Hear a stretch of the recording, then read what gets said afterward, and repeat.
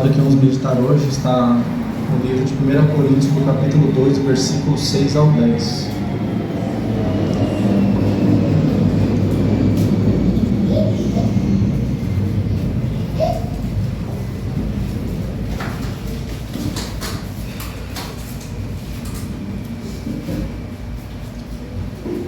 Os irmãos tendo achado, vamos dar início à leitura. Todavia falamos a sabedoria entre os perfeitos, não porém a sabedoria deste mundo, nem dos príncipes desse mundo, que se aniquilam, mas falamos a sabedoria de Deus, o oculto mistério, a qual Deus ordenou antes dos séculos para a nossa glória, a qual nenhum dos príncipes desse mundo conheceu, porque se a conhecessem, nunca crucificariam o Senhor da glória. Mas como está escrito, as coisas que o olho não viu, e o ouvido não ouviu, e não subiram ao coração do homem, são as que Deus preparou para os que o amam. Mas Deus nos revelou pelo seu Espírito, porque o Espírito penetra todas as coisas, ainda as profundezas de Deus.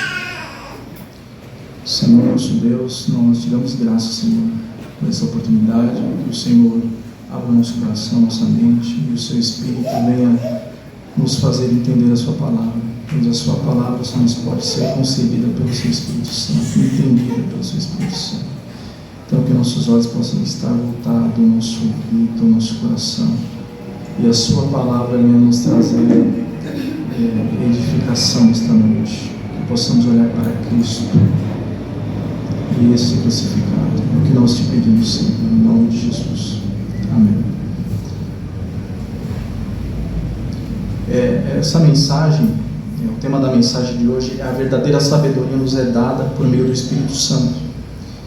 Eu organizei ela de uma maneira pela introdução, início pela introdução, e trarei aqui 3 pontos. O primeiro ponto vamos estudar com os irmãos o versículo 6, o segundo ponto o versículo 7, o versículo 8, e o terceiro ponto o versículo 9, versículo 10. E essa carta ela foi escrita pelo apóstolo Paulo, é datada pela maioria dos estudiosos entre o ano de 55 depois de Cristo. Provavelmente foi escrita enquanto Paulo estava na cidade de Éfeso, onde ele estava ali na cidade para fins evangelísticos. A igreja de Corinto ela se localizava na Grécia Antiga, né, onde era praticamente a sede cultural da filosofia, onde existiam grandes filósofos, amantes do saber, que ali buscavam conhecimento, tinham grande prazer no conhecimento. Porém, essas vãs filosofias estavam provavelmente entrando na igreja, afetando a teologia dos crentes, trazendo contendas e divisões, modificando até mesmo a teologia dos crentes. E havia bastante problemas na igreja, com o apóstolo Paulo ele vai tratando em todo o decorrer da sua carta. Mas um dos grandes problemas que havia na igreja era a divisão e contenda entre os irmãos. E Paulo quer tratá-las principalmente nos primeiros capítulos, capítulo 1, 2 e também um pouco do 3 também. Vemos no capítulo 1, voltando, estamos no capítulo 2, voltando aqui no capítulo 1, vemos no versículo 1 ao 3 o apóstolo Paulo se apresentando, né, como apóstolo de Jesus chamado pela vontade de Deus. Paulo está demonstrando as suas credenciais apostólicas, mostrando para a igreja a sua autoridade do ensino que está ditando a carta. E ele diz, juntamente com o irmão Sostênio. Esse irmão mencionado provavelmente é o mesmo de Atos do capítulo 18, versículo 17, a qual é um dos principais da sinagoga, a qual provavelmente pela pregação do apóstolo Paulo ele tem se convertido ao cristianismo. E Paulo saúda a igreja que está em Corinto, santificados em Cristo Jesus. Nos versículos 4 ao 9, Paulo louva e glorifica a Deus pela vida dos irmãos, dizendo que em tudo eles foram enriquecidos no conhecimento da palavra e no testemunho de Cristo, ao ponto de que nenhum dom vos falta, o qual o próprio Cristo os confirmaria até o fim, para serem irrepreensíveis até o dia do Senhor. Até aqui tudo bem, Paulo está até exaltando as suas virtudes. Porém, do versículo 10 ao 11, Paulo traz um relato da família de Cloe, que provavelmente era uma família bastante influente na igreja. De que havia ali as dissensões, as contendas dos irmãos, como aqui mencionamos. E nos versículos 12 ao 17, o apóstolo Paulo vai descrevendo essas contendas, que os fizeram dividir em diversos grupos. Um diziam que era de Paulo, outros diziam que era de Cefas, que quer dizer Pedro, outros diziam que era de Apolo. E até outros que se achavam até mais espirituais, eles diziam que eram de Cristo. Na verdade, esse versículo aqui, ele parece até piedoso, né? Como muitas pessoas utilizam para não apresentar uma posição. Mas, na verdade, esses que diziam são de Cristo, o coração deles tinha que ser tratado também, porque isso quer dizer que eles não se submetiam a nenhuma liderança, não se submetiam aos seus pastores, não se submetiam aos apóstolos, não se submetiam a ninguém.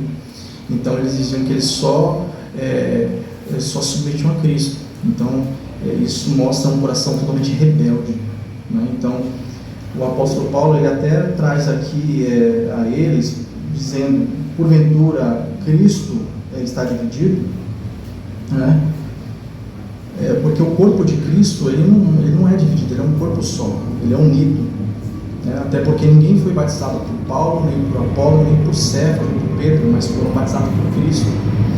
O apóstolo Paulo até diz aqui até o versículo 17, que graças a Deus ele não foi chamado para batizar, mas para evangelizar, porque pela mente deturpada dos coríntios, eles podiam imaginar que o apóstolo Paulo estava ali batizando pessoas para serem apenas seus seguidores, formando ali um grupo sectário, um grupo faccioso dentro da igreja. Então aqui mais ou menos é o contexto a qual se encontra aqui, pelo menos nos primeiros capítulos, a qual o apóstolo Paulo está aqui tratando com a igreja. A igreja estava ali cheia se achavam espirituais, estavam ali se achando muito entendidos, e a igreja estava bebendo muito das vãs filosofias do mundo. O apóstolo Paulo tem por interesse nesses capítulos tratar desses assuntos e mostrar para a igreja de Coríntios qual é a verdadeira sabedoria vinda de Deus. Então no ponto 1 diz a sabedoria dos homens versus a sabedoria de Deus, ou em comparação com a sabedoria de Deus. Então o apóstolo Paulo, ele não era um homem comum, os irmãos conhecem bem, ele tinha dupla nacionalidade. Ele era judeu e tinha também nacionalidade romana, a qual ele tem recebido por nascimento, provavelmente do seu pai. E ele diz isso em Atos 22, versículo 28, ao ser coagido por um centurião, quando era julgado no Sinédrio. Portanto, essa dupla cidadania o permitiu conhecer tanto a lei judaica, quanto aprendendo ali toda a lei, conhecendo a Bíblia de Jerusalém, se tornando o maior dos fariseus, sendo educado aos pés de Gamaliel. Ele mesmo diz que era fariseu dos fariseus. E também a sua cidadania romana permitiu que ele pudesse ali conhecer toda a cultura romana, desfrutar dos privilégios da mesma, ter uma educação mais polida que as demais pessoas. E nesse tempo o Império Romano ele dominava praticamente todo o mundo antigo. Então Paulo dominava pelo menos 3 línguas: o grego, que era o inglês da época, né, o aramaico e o hebraico. E Deus o elegeu e o preparou para isso, para que ele fosse o apóstolo que levasse o evangelho aos gentios. E mesmo o apóstolo Paulo tendo todo esse currículo, né, conhecimento e cultura, após sua conversão, ao se comparar com o evangelho da glória, ele entende que aquilo não era nada. E então, nessa carta, o apóstolo Paulo tem o objetivo não de trazer a sua própria sabedoria, o conhecimento que ele adquiriu nesses anos, mas nem trazer uma argumentação bonita, polida, persuasiva, mas sim trazer uma pregação revestida de poder. Então, Paulo, ao iniciar no versículo 6, ele inicia com a palavra todavia. Isso, irmãos, é um conectivo que Paulo estava já argumentando nos versículos anteriores, especialmente do versículo 1 ao 5. Capítulo 2, do versículo 1, o apóstolo Paulo diz: E eu, irmãos, quando fui ter convosco, anunciando-vos o testemunho de Deus, não fui com sublimidade de palavras e de sabedoria, porque nada me propus saber entre vós, senão a Jesus Cristo e esse crucificado. Eu estive convosco em fraqueza, e em temor, e em grande tremor. E a minha palavra e a minha pregação não consistiram em palavras persuasivas de sabedoria humana, mas em demonstração do Espírito e de poder, para que a vossa fé não se apoiasse em sabedoria dos homens, mas no poder de Deus. E uma nota aqui, um parênteses, lembrando aos irmãos que Paulo não está aqui argumentando contra a busca do saber, a busca do conhecimento. Ele não está aqui querendo favorecer a ignorância da igreja. Mas o grande problema que estava acontecendo aqui é que a igreja não estava mais fundamentada no evangelho puro, mas o evangelho estava sendo distorcido e diluído pelas vãs filosofias que estavam afetando a teologia cristã da igreja. Então o apóstolo Paulo está fazendo aqui uma distinção da sabedoria dos homens e da sabedoria de Deus, por causa que a igreja ela estava influenciada pela filosofia grega romana.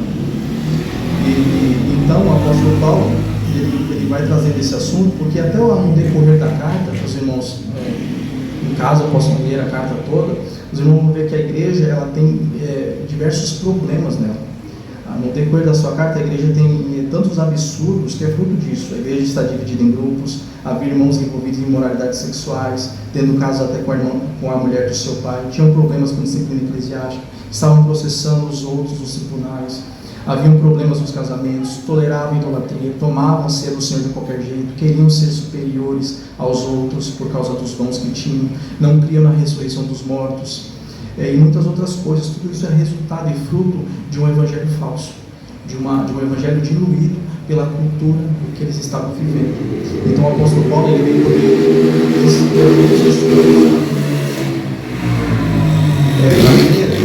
a igreja de Coríntios, mostrando qual é a centralidade da fé cristã, que é Cristo e este crucificado.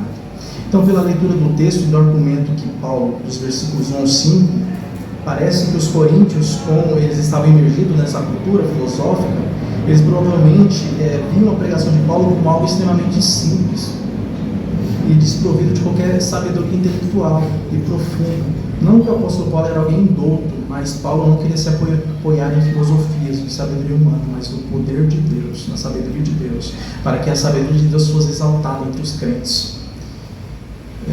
Por isso ele diz: eu não propus saber nada entre vós, a não ser Cristo e esse crucificado. Em outras palavras, Paulo não veio com uma boa retórica falar de Sócrates, de Platão, de Aristóteles. Ele não veio falar das coisas profundas da filosofia e do saber, mas ele veio falar da verdadeira sabedoria de Deus, onde toda a verdade está centralizada em Cristo e na sua obra, em Cristo que morreu e ressuscitou dos mortos. Então, chegando aqui no versículo 6, o apóstolo Paulo diz: todavia falamos sabedoria entre os perfeitos, não porém a sabedoria deste mundo, nem dos príncipes desse mundo que se aniquilam, mas a sabedoria de Paulo, ela está descrita aqui. Os irmãos estão no capítulo 2, os irmãos vão no capítulo 1, do versículo 30, o apóstolo Paulo aqui, ele descreve aqui um capítulo antes, qual é a sabedoria que ele está falando. Está escrito no versículo 30: mas vós sois dele, em Jesus Cristo, o qual para nós foi feito por Deus sabedoria. Então a sabedoria de Paulo está totalmente voltada à pessoa de Jesus Cristo, quer dizer, o seu argumento está totalmente centrado no Filho de Deus, que é a plena sabedoria de Deus. Paulo está dizendo que a sabedoria de Deus está entre os perfeitos, e não está no mundo. Ele está se referindo à igreja. Perfeito é entendido como maduros ou experimentados, pois os maduros na fé desfrutam do conhecimento da verdadeira sabedoria. Paulo parece especificar também perfeitos como aqueles que nasceram de novo, aqueles que receberam o Espírito Santo de Deus e podem então discernir qual é a verdadeira sabedoria de Deus. E também aprendemos com isso que a sabedoria de Deus é revelada à igreja, não sendo a sabedoria deste mundo, dos príncipes deste mundo. Que Paulo ele vai dizendo a sabedoria dos príncipes deste mundo, que se referindo às pessoas das mais altas classes sociais, a qual tinha um grande conhecimento, mas é um conhecimento que se aniquila em si mesmo. É uma sabedoria destrutiva, limitada, que se finda. E vemos muito isso no mundo de hoje. Pessoas que têm conhecimento intelectual para conhecer sobre filosofia, ciência e tantas outras coisas, mas não têm uma sabedoria para conhecer a Deus. Não são capazes de conhecer a Deus, né? E essa sabedoria de Deus, essa sabedoria que eles têm, os levam à condenação e destruição. Mas não o conhecimento da vida, mas a sabedoria, a qual para o mundo é loucura, ela só nos pode ser concedida pelo próprio Deus. No capítulo 1, do verso 18, no capítulo 2, os irmãos vão no capítulo 1 de novo, do verso 18 ao 20, Paulo explica aqui qual é o poder de Deus, a qual ele demonstrou aos coríntios, e como a sabedoria humana é aniquilada perante Deus. O texto diz: porque a palavra da cruz é loucura para os que perecem, mas para nós que somos salvos é o poder de Deus. Porque está escrito: destruiria a sabedoria dos sábios, aniquilaria a inteligência dos inteligentes. Onde está o sábio? Onde está o escriba? Onde está o inquiridor deste século? Porventura não tornou Deus louca a sabedoria deste mundo? O apóstolo Paulo aqui se refere ao Evangelho como poder de Deus, e como a sabedoria meramente humana não pode compreendê-lo. Muitas vezes alguém aqui até, irmãos, que está na nossa igreja, ou que vem nos visitar, pode até imaginar pela liturgia do culto, como aqui o culto é feito, pensar que a nossa igreja não tem o poder de Deus, por não ter pessoas falando em línguas, não ter pessoas profetizando revelações, mas, irmãos, segundo a teologia paulina, o poder de Deus está na mensagem do Evangelho, né?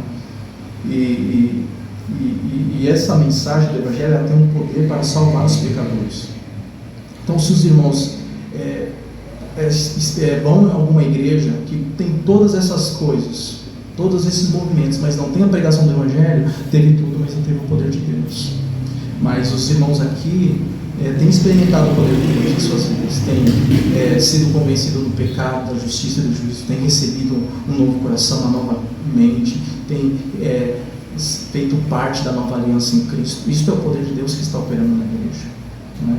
Então, qualquer igreja séria que abre as Escrituras e prega o Evangelho puro, genuíno e simples da Escritura, o poder de Deus está operando na igreja.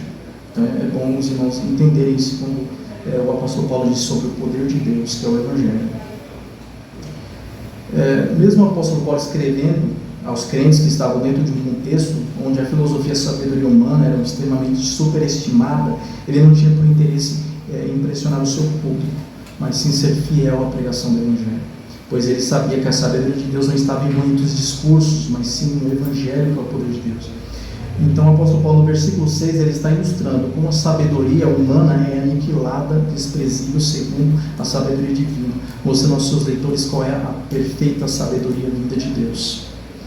E aqui o ponto 1, né, sobre a sabedoria humana versus a sabedoria de Deus, e aqui é o ponto 2. Ponto 2, o ministério oculto da sabedoria de Deus. Vamos estudar isso no versículo 7, que o texto diz: mas falamos a sabedoria de Deus, oculta em mistério, a qual Deus ordenou antes dos séculos para a nossa glória. A sabedoria de Deus, ela foi oculta em mistério, desde antes da fundação do mundo, a qual o homem ímpio não pode entender, mas ela foi ordenada para a glória do seu povo, do povo de Deus, os eleitos. E a palavra mistério na Bíblia, ela não se refere a algo que a Escritura não revela. Ela não se revela a coisas misteriosas que ninguém entende ou que está totalmente longe do nosso entendimento. Não. No Novo Testamento, quando a Escritura fala sobre mistério, principalmente pelos apóstolos, né, nas cartas paulinas, está se referindo às coisas que estavam ocultas em outros tempos, mas que foi revelada no Novo Testamento aos apóstolos e profetas.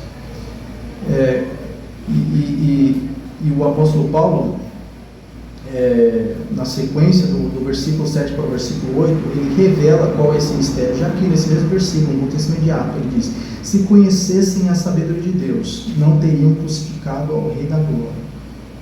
Isso está se referindo claramente que o mistério de Deus é Cristo. Também podemos analisar outros textos das Escrituras reforçando esse mesmo pensamento, principalmente nas cartas paulinas, esse entendimento do mistério. Os irmãos podem ler comigo em Romanos, no capítulo 16, versículo 25. Antes de Coríntios, praticamente 2 folhas antes. Uma folha antes. Romanos, capítulo 16, versículo 25. Diz o texto: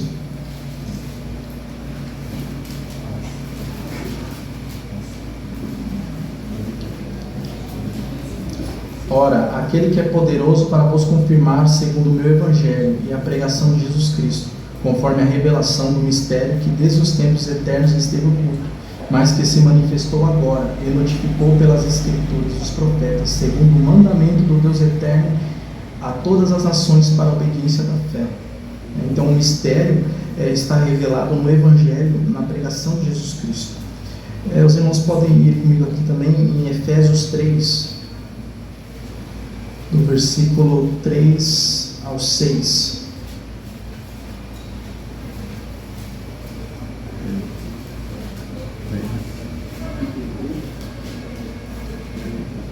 O texto diz: como me foi esse mistério revelado, manifestado pela revelação, como antes um pouco vos escrevi, por isso quando ledes, podeis perceber a minha compreensão do mistério de Cristo, a qual em outros séculos não foi manifestado aos filhos dos homens, como agora tem sido revelado pelo Espírito aos seus santos apóstolos e profetas, a saber, que os gentios são co-herdeiros de um mesmo corpo e participantes da promessa em Cristo pelo Evangelho.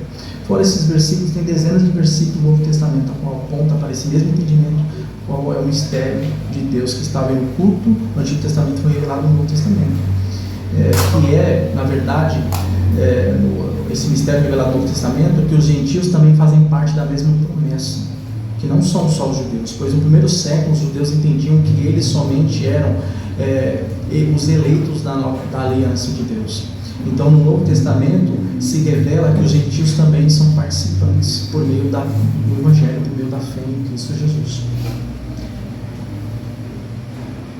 Então esse é o entendimento do mistério. E essa palavra ordenou do versículo 7 demonstra o decreto de Deus que foi estabelecido antes da fundação do mundo, a qual foi preparado para a glória do seu povo, foi oculto em mistério, para se revelar na plenitude dos tempos, a qual Deus ocultou isso de sábios entendidos. Jesus vai falar isso também. Em Mateus 11:25, Jesus fala que Deus ocultou a sua sabedoria dos sábios entendidos e revelou aos pequeninos. Entendemos com isso que a sabedoria de Deus é dada a conhecer somente ao seu povo. Ela foi oculta em mistério, pois o homem não pode entender as coisas de Deus, a não ser pelo próprio Espírito de Deus. E é o que Paulo diz. E é o que o apóstolo Paulo diz, isso, através desses versículos. Aqui do capítulo 2, do versículo 14, os irmãos voltam para o capítulo 2 de 1 Coríntios, versículo 14. Vamos voltar para o texto que nós estamos estudando. No versículo 14, o apóstolo Paulo vai falar sobre isso. Ora, o homem natural não compreende as coisas do Espírito de Deus, porque lhe parecem loucura. Ele não pode entendê-las, porque elas se discernem espiritualmente. Voltando ao versículo 8, o texto continua: a qual nenhum dos príncipes desse mundo conheceu. O apóstolo Paulo está demonstrando nesses versículos que nem mesmo os sábios e poderosos desse mundo conheceu a sabedoria de Deus. E quando ele diz príncipes e poderosos, ele está falando sobre os poderosos, sobre os príncipes, os poderosos, dos mais altos níveis da sociedade, como já falamos aqui. E eles não conheceram a sua sabedoria, porque ela não pode ser comprada, adquirida, ela não pode ser conquistada através de livros, de conhecimento, de literatura, nem por erudição ou poder, mas ela só pode ser concedida por Deus, revelada por Deus. O texto continua: qual nenhum dos príncipes desse mundo conheceu, porque se a conhecessem, nunca crucificariam o Senhor da glória. Nenhum dos poderosos e grandes sábios em todos os tempos conheceu, e nem nos tempos de Cristo, como o Império Romano, como os fariseus, os saduceus que crucificaram a Cristo, eles não conheceram a sabedoria de Deus, porque se eles conhecessem, eles nunca haviam crucificado o Senhor da glória. Isso foi com Herodes, com os Pilatos, todos eles. Entendemos com isso que Deus não quis revelar ao homem pela sua própria sabedoria, a sabedoria de Deus. Ela não pode ser entendida pelo intelecto humano, pelo que ele é alto, mas Deus se revelou ao homem através somente da sua palavra. Isso Paulo vai falar isso no capítulo 1 do versículo 21. No capítulo 1 do versículo 21, o apóstolo Paulo diz: pois visto que na sabedoria de Deus o mundo não conheceu a Deus pela sua sabedoria, aprove a Deus salvar os crentes pela loucura da pregação. Então Deus estabeleceu se revelar e salvar pecadores somente pela pregação do Evangelho. E aqui no versículo 21 Paulo utiliza a palavra loucura, de maneira irônica, entendendo que os gregos, eles entendiam que era loucura isso, porque não fazia sentido na mente e no intelecto dos gregos. E isso também escandalizava os judeus, pois isso ia de encontro contradizia o que eles entendiam pela tradição judaica, porque eles não conheciam profundamente as Escrituras, como Deus revelou aos apóstolos. E aqui aqui no versículo 22, já embaixo, no versículo 21 ao versículo 22, o apóstolo Paulo, ele sabe dessas divisões, dos judeus e dos gentios, mas ele não se preocupa, ele se preocupa em trazer o poder de Deus e sabedoria de Deus. No versículo 22 diz: porque os judeus pedem sinal, os gregos buscam sabedoria, mas nós pregamos a Cristo crucificado, que é escândalo para os judeus e loucura para os gregos, mas para os que são chamados, tanto judeus como grego, lhe pregamos a Cristo, poder de Deus, sabedoria de Deus. Então, voltando ao capítulo 2, versículo 8, ao qual aqui estamos estudando, ele diz: que os homens, por não conhecer a sabedoria de Deus, crucificaram o Rei da Glória, Sabemos que a crucificação de Cristo não pegou Deus de surpresa, né? Não foi algo, não foi um plano B que Deus fez, crucificar o filho dele e ele teve que fazer algum plano B, né? Mas isso é bem claro, o decreto de Deus, e aqui vai até corroborar com o versículo que estamos estudando, o que Pedro diz no capítulo 1, do versículo 19 ao 20, quero que os irmãos possam me acompanhar. 1 Pedro, no capítulo 1, do versículo 19 a 20, que esse pensamento vai se harmonizar e vai lançar luz no que o apóstolo Paulo está falando aqui, no capítulo 2, do versículo 8. Diz assim o texto, 1 Pedro 1,19: mas com o precioso sangue de Cristo, como de um cordeiro imaculado, incontaminado, o qual na verdade em outro tempo foi conhecido, ainda antes da fundação do mundo, mas manifestado nos últimos tempos por amor de vós. A palavra conhecido aqui no grego é prognosco, traz a expressão de conhecer de antemão. Só que não faz sentido algum nós entendemos que Deus olhou no túnel do tempo para saber que seu filho viria, então ele decretasse. Pois nós sabemos da Escritura que foi o próprio Deus que trouxe, que enviou o seu filho ao mundo. Então a palavra conhecido aqui, conhecer, é um sentido hebraico, no sentido de um conhecer íntimo, né? Então a expressão e a interpretação mais correta do texto é que Deus, por amor eletivo, ele pré-ordenou Cristo, para que Cristo fosse glorificado como Redentor da humanidade, como Redentor dos eleitos. Então, Deus ele determina isso, a glória do seu corpo, a glória de Cristo, através da sua pré-ordenação da vinda de Cristo e da morte e da ressurreição de Cristo na cruz do Calvário. Outro texto que corrobora com isso é em Atos, do capítulo 2, versículo 23. Os irmãos podem me acompanhar também. Atos, capítulo 2, versículo 23. Pedro também diz claramente sobre essa predeterminação da crucificação de Cristo, trazendo detalhes de uma maneira mais clara também. O texto diz, capítulo 2, texto de Atos, do capítulo 2, versículo 23. A este que vos foi entregue, pelo determinado conselho e presciência de Deus, prendeste, crucificaste e mataste pela mão dos justos. Aqui é a pregação de Pedro aos judeus. Então, os irmãos percebem que a presciência de Deus, ela está subordinada à determinação de Deus. Pois, se Deus conheceu de mão, foi porque Ele mesmo já determinou. E no capítulo 4, os irmãos estão em Atos do capítulo 2, os irmãos vão para o capítulo 4 de Atos, no versículo 27 e 28. Que aqui Pedro, juntamente com João, ele complementa esse pensamento, né, de maneira mais detalhada ainda, trazendo até os nomes das pessoas, né, que estavam determinados por Deus para agir conforme a sua mão, a sua soberana vontade. Em Atos, capítulo 4, versículo 27 e 28, diz: porque verdadeiramente contra o teu santo filho Jesus, que tu ungiste, se juntaram não só Herodes, mas Pôncio Pilatos, com os gentios e os povos de Israel, para fazerem tudo o que a tua mão e o teu conselho tinham anteriormente determinado que serviam de fazer.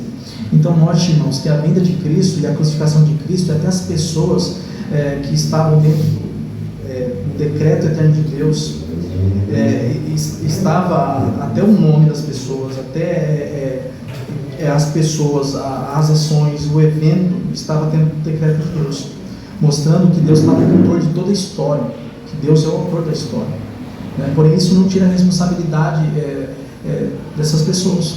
Essas pessoas quiseram fazer isso, mas Deus decretou isso. Então aqui nós vemos um paradoxo aqui na Escritura, sobre a soberania de Deus. Deus é 100% soberano e o ser humano é 100% responsável. Então essa é a grande tensão que temos nas Escrituras, a qual nós não conseguimos harmonizar isso, mas nós cremos na Escritura como a toda divina, infalível, inspirada palavra de Deus. Então nós vemos claramente que tudo acontece segundo o propósito eterno de Deus. Então o apóstolo Paulo, versículo 8 do capítulo 2 de Coríntios, a qual nós estamos estudando, meditando, está exaltando a sabedoria de Deus, a qual para muitos é um mistério oculto, não revelado.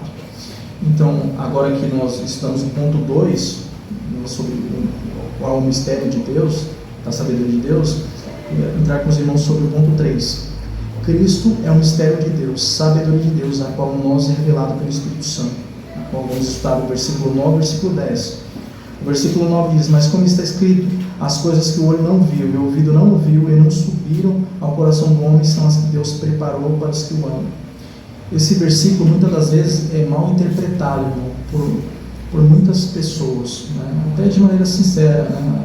Eles interpretam esse texto como fosse algo escatológico ou algo futuro, como se estivesse falando do céu, como se fossem promessas e bênçãos terrenas que viriam, a qual o olho humano nem viu, o coração nem percebeu, ninguém conseguiu compreender aquilo que Deus tem preparado, né? Eu até confesso para os irmãos que no convite do meu casamento estava esse versículo, né? Que eu entendia que meu casamento era esse versículo aqui confirmado, mas isso totalmente é muito longe do que o autor bíblico quer dizer.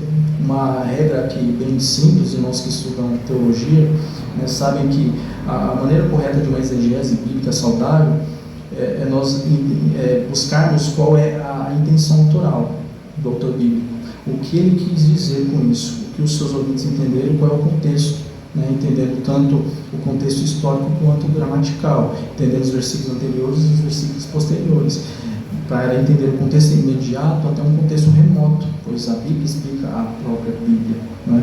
Então no versículo 9, Paulo não está trazendo uma palavra nova, ele está aqui fazendo uma citação direta do livro de Isaías, no capítulo 64, versículo 4, que diz, o irmão pode me acompanhar também, Isaías 64, versículo 4.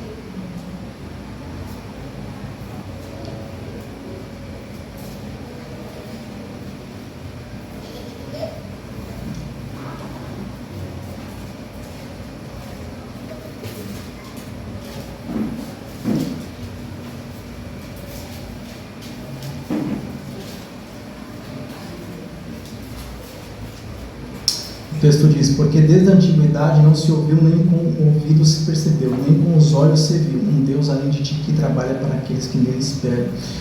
Os irmãos entendem que no Novo Testamento, os apóstolos, eles não tinham escritura no Novo Testamento que nós temos, ela estava sendo escrita e registrada através dos seus escritos, através da inspiração, o Espírito Santo estava sobre eles.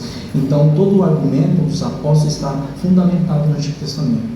Então Isaías, nesse capítulo, está exaltando a grandeza de Deus, de que Deus é incomparável, insondável, que o homem não pode prescrutar, não pode sondar a sua mente, que não há alguém que possa se comparar a Deus, e Deus é aquele que trabalha a favor do seu povo. Então Paulo utiliza esse versículo de Isaías 64, versículo 4, como uma conexão a Cristo e o Evangelho, que é o mistério de Deus, que é dito no versículo 7, quando entendemos que o mistério de Deus eram as coisas que estavam ocultas, foi revelado no Novo Testamento, que tanto os judeus quanto os gentios são coerdeiros de uma mesma promessa em Cristo Jesus pela fé.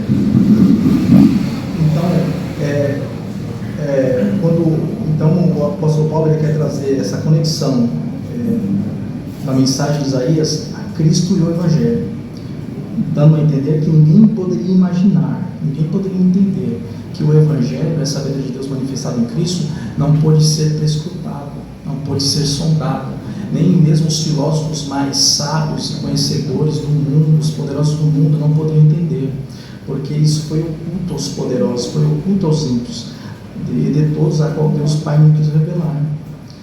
Os irmãos voltando o 1 Coríntios capítulo 2, onde nós estamos estudando, aqui no versículo 10, ele vai continuar o texto, agora ele vai dizer, mas Deus nos revelou pelo Espírito, porque o Espírito penetra todas as coisas, ainda as profundezas de Deus. Então não é algo que está para se revelar, mas que já foi revelado aos apóstolos do primeiro século. Os apóstolos e profetas do primeiro século, eles tiveram essa revelação daquilo que estava oculto, foi revelado a eles. E nós, pela iluminação do Espírito Santo e pela leitura da Sagrada Escritura, nós conseguimos entender qual é esse mistério, né? A qual foi oculto a outras gerações, a qual na leitura das Sagradas Escrituras nós entendemos com essa bendita revelação de Deus, essa infinita sabedoria de Deus, que Deus nos enviou o seu Filho, nos fez entender o plano da redenção, o amor de Deus, a qual foi manifesto em Cristo Jesus por nós. Foi Cristo a qual Deus preparou para aqueles que o amam. Esse versículo não se fala em bênçãos futuras e inimagináveis, em coisas que Deus vai nos fazer aqui nesse mundo, porque Deus já nos fez o seu melhor. Ele nos deu Cristo, nos deu o seu Filho amado, nos fez Jesus, morrer por nós no madeiro da cruz. Esse é a expressão máxima do amor de Deus, nos foi revelado em Cristo na cruz. Então esse texto está exclusivamente se referindo a Cristo, que é a sabedoria de Deus, poder de Deus, que pelo Espírito Santo conseguimos entender que Deus nos amou em Cristo, enviou o seu Filho para a nossa salvação, a qual outrora nós nunca poderíamos compreender e nem entender, mas isso foi nos revelado pelo Espírito Santo. Então muitos utilizam esse texto para esses tipos de jargões, né? Mas isso está errado, né? O melhor de Deus não está por vir, ele já veio há 2000 anos atrás. O melhor de Deus é Cristo e esse crucificado. E quem poderia sondar esse mistério? Quem poderia entender, né? Quem de nós poderia entender isso, enxergar isso? Foi Deus que abriu nossos olhos, foi o Espírito Santo que abriu nosso coração para que a verdade da Escritura pudéssemos ver o Evangelho da glória manifestado na face de Cristo. Isso é graça de Deus, isso é amor de Deus por nós, né? E por isso ele diz: a qual ninguém viu, ouviu, nem mesmo sonhou aquilo que Deus tem preparado para aqueles que o amam. Em outras palavras, o apóstolo Paulo está dizendo que essa sabedoria não pode ser entendida pelos olhos do homem, pelos ouvidos, pelas percepções do coração, mas ela só pode ser entendida ao homem pelo Espírito Santo, revelado pelo Espírito Santo. Isso foi preparado para o povo de Deus. Deus nos preparou Cristo, né? E o amor de Deus fez com que ele pendurasse seu filho na cruz, que ele enviasse seu filho para ser propiciação pelos nossos pecados, fosse oferta pelo nosso pecado, nos substituísse na cruz do Calvário. Esse mistério somente nos é compreendido por causa do Espírito Santo, que revela as profundezas de Deus e nos faz entender esta obra redentora de Cristo, nosso Senhor, a qual foi ordenada a nós para a nossa glória antes dos tempos, dos séculos. Isso deve nos gerar um quebrantamento de coração, uma gratidão eterna por essa revelação divina, a qual é Cristo em nós. Pois na cruz se revela, irmãos, a maior sabedoria de Deus. Pois todos nós pecamos em Adão, aos nossos primeiros pais, todos nós estávamos lá. Então, quando Adão peca, toda a humanidade peca com ele. E o salário do pecado é a morte. Então, todos nós, pela justiça divina de Deus, merecemos a condenação. Mas Deus, no seu amor infinito, Ele preparou uma salvação para os eleitos, para o seu povo amado. Só que como Deus pode salvar pessoas que têm que ser punidas no pecado? Pois Deus é amor, é um atributo, mas Deus também é justiça, é um atributo. Então aqui há um dilema aqui, a qual é difícil de resolver. Como Deus pode perdoar pecadores que merecem o inferno, mas Deus quer agir de misericórdia, de amor com eles. Então é como se os irmãos, aqui ilustrando para os irmãos, é como se os irmãos viesse algum criminoso no tribunal e o juiz falar: coitadinho, eu vou perdoar ele. E as outras pessoas não, é injusto esse juiz. Essa pessoa ela é um criminoso, ela cometeu crimes, ela deve pagar por isso, né? E Deus é justo, Ele é santo, Ele é puro, né? E então Ele não pode perdoar, mas Ele quer perdoar, Ele quer amar. Então é um dilema que só é resolvido na cruz, uma sabedoria divina, santa de Deus, que se revela na cruz. Pois na cruz Deus Ele envia o seu Filho como nosso substituto para receber a ira de Deus, a justiça divina, a qual Ele recebe toda a carga do nosso pecado sobre Ele. Ele não era pecador, mas Ele se fez pecado por nós. Na doutrina nós chamamos de dupla imputação, a qual Cristo recebe o nosso pecado e nós recebemos a sua graça. Então, na cruz do Calvário, Deus ele harmoniza os seus atributos. Ele revela a sua justiça em Cristo e revela o seu amor no seu povo, a qual, por meio da fé que Ele mesmo nos dá, nos faz ser justificado nos méritos do seu Filho, ao qual Ele ressuscitou dos mortos. Isso é sabedoria divina, isso é graça de Deus. O apóstolo Paulo quer trazer esse fundamento eterno. Ele quer trazer Cristo, esse crucificado. Ele quer trazer a centralidade da sabedoria dos coríntios, não a Sócrates, a Platão, a Aristóteles, ou nada disso, mas a Cristo e esse crucificado. Então, eu quero tratar com os irmãos algumas aplicações que nós podemos aprender desse texto. O apóstolo Paulo, através desses versículos, deseja que toda a igreja de Corinto entenda qual é a verdadeira sabedoria de Deus. que eles deixem as suas diferenças de lado e tenham os seus olhos voltados somente para Cristo. Ele deseja que Cristo seja o assunto principal da igreja, e que essa sabedoria, que é Cristo, seja entre os perfeitos, entre os crentes, trazendo amadurecimento ao povo de Deus, para que eles deixem de lado assuntos todos que os dividiam, né, que promoviam entre eles divisões e contendas. E o apóstolo Paulo quer que eles tenham a Cristo e a sua obra redentora como assunto principal de suas conversas, de suas pregações, de seus ensinos, da sua comunhão com os outros. Paulo tem o objetivo de fazer com que a igreja de Corinto seja uma igreja cristocêntrica. E eu pergunto aos irmãos: Cristo tem sido o seu assunto principal? Você tem meditado sobre Cristo, sobre o que Ele fez por você na cruz? A compreensão disso tem trazido, tem te impactado, tem te transformado? Cristo é sua obra, o Evangelho, tem te transformado? Ou ainda isso é um mistério oculto para você? Se sim, que o Espírito Santo hoje possa abrir os seus olhos e você possa enxergar a beleza da glória de Deus na face de Cristo, que é o Evangelho que converte, salva, transforma pecadores à imagem do Filho de Deus. E através desse ensino bíblico podemos trazer algumas aplicações para o nosso dia a dia, como avaliar a nossa cosmovisão sobre quem é Cristo, o seu caráter e quais são os seus atributos. Devotar o nosso tempo a conhecer profundamente a pessoa de Cristo e sua obra redentora através das Sagradas Escrituras. Isso nós chamamos de teologia sistemática, chamada de estudo da cristologia, da pessoa de Cristo.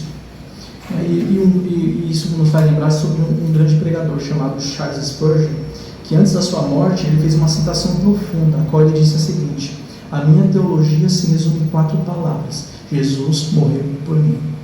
Parece algo tão simples, né? Assim como o apóstolo Paulo disse: eu vim a vocês, não a outro assunto, a não ser Cristo e esse princípio. Parece algo simples, né? O apóstolo Paulo fala isso também em Timóteo, que esta palavra digna de toda aceitação é que Jesus veio ao mundo salvar pecadores, a qual são principal.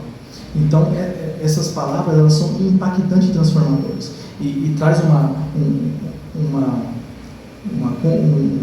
ela se converge todo o ensino do Evangelho das Escrituras sobre essa certeza, né, que Jesus morreu por mim. E eu pergunto aos irmãos: os irmãos têm essa certeza, como Charles Spurgeon fez essa citação? Nós devemos ter essa certeza: Jesus morreu pelos nossos pecados. Outra aplicação: amar uns aos outros assim como Cristo nos amou, levando sobre si os nossos pecados, que possamos levar as cargas uns dos outros, para assim cumprirmos a lei de Cristo. Queremos meditar na cruz de Cristo, sabendo que nele, pelo seu sacrifício, fomos atraídos todos, quanto de perto quanto de longe, pois éramos estranhos a promessas, estávamos no mundo longe de Deus, viemos de contextos diferentes, de entendimentos diferentes, mas em Cristo todos nós somos feitos um só. Possamos meditar diariamente sobre quem nós somos, quem Cristo é. Nós somos pecadores e Cristo é o Senhor e Salvador das nossas vidas. Que isso nos leve a viver em união uns com os outros, sabendo que todos somos iguais, pecadores que necessitam, todos em pé de igualdade, debaixo do senhorio de Cristo, mostrando a eles que eles não são escolhidos porque eles impressionaram Deus, por serem sábios, por serem coisas desse tipo, né? Mas sim por serem fracos, desprezíveis e que nada são. Eles se tornaram alvos da graça e do amor de Deus, não por seus méritos, mas apesar dos seus deméritos. O argumento de Paulo tem por finalidade humilhar e aniquilar qualquer sabedoria humana sobre a sabedoria divina que vem de Deus, pois se todos entenderem completamente que Cristo é sua obra por nós, a obra da redenção, logo a igreja será amadurecida pela verdade revelada de Deus em Cristo. E essa é a importância da centralidade de Cristo, a sua obra na vida da igreja. Paulo deseja que todos parassem de olhar para si mesmos, pois isso os desviava da verdade e revelava que eles eram meninos na fé. Por isso a ênfase, o assunto principal de Paulo aqui aos Coríntios é que eles venham entender, meditar naquilo que Cristo fez por eles. Então esta é uma sabedoria infinitamente maior que a sabedoria e o entendimento que os dividia e os separava. E aqui, irmãos, para encerrar, o versículo 30, né, que diz: mas vós sois dele, Jesus Cristo, a qual para nós foi feito por Deus sabedoria, justiça, santificação e redenção. Nós somos Jesus Cristo, e na cruz Jesus nos providenciou tudo isso para nós: sabedoria, justiça, santificação e redenção. Que pela fé nós viemos nos apropriar de tudo isso, desses todos os benefícios, e viemos viver em santidade, em novidade de vida, em união e amor uns pelos outros, tendo em Cristo toda a centralidade nas nossas vidas. Devemos amar uns aos outros, devemos viver em união, devemos viver em harmonia uns aos outros. Por quê? Por causa de Cristo e esse crucificado. Deus abençoe os irmãos.